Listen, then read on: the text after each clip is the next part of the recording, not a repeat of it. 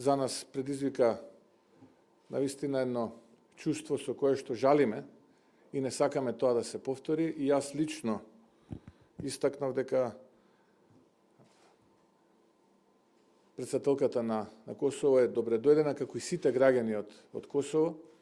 И лично следниот пат, доколку ја добијам навремено информацијата, ќе ми биде задоволство да бидам и да ја пречекам како домакин на аеродромот и заедно со мене да, додека не отпатува од Скопје, бидеме заеднички и ја придружувам во времето кое што таа ќе го помине на Скопскиот аеродром, за да избегнеме ваков тип на инциденти, а посебно однесување на поединци кои што е наш домашен проблем кој што ние дома ќе си го решаваме.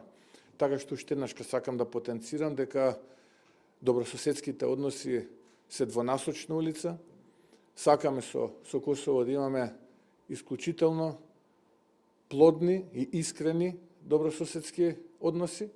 Како влада ќе стоиме позади овој принцип и не гледам причина зошто тоа да не се случува во иднина. За премиерот Курти, дали господинот Мицкоски ви се извини за случајот, бидејќи претходно го побаравте тоа? Унаказените однесувања и прекршувањата на правилата, сето ова што се искажани до сега, ќе се расветлат од официјалниот извештај по соодветната истрага.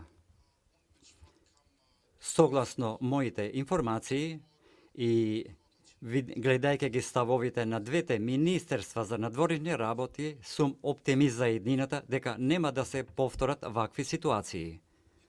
Истовремено, зажелениот искажано претходно се повтори денес на нашата средба.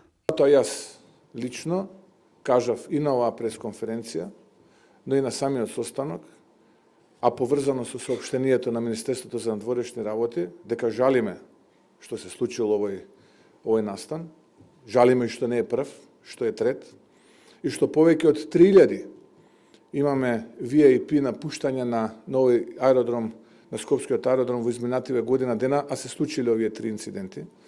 Но се понудив истовремено, лично, јас, следниот пат, кога господјата председател на Косово ќе патува и ќе користи услугите на Скопскиот аеродром, да бидам домакин и да ја придружувам до моментот додека таа го напушти Скопскиот аеродром.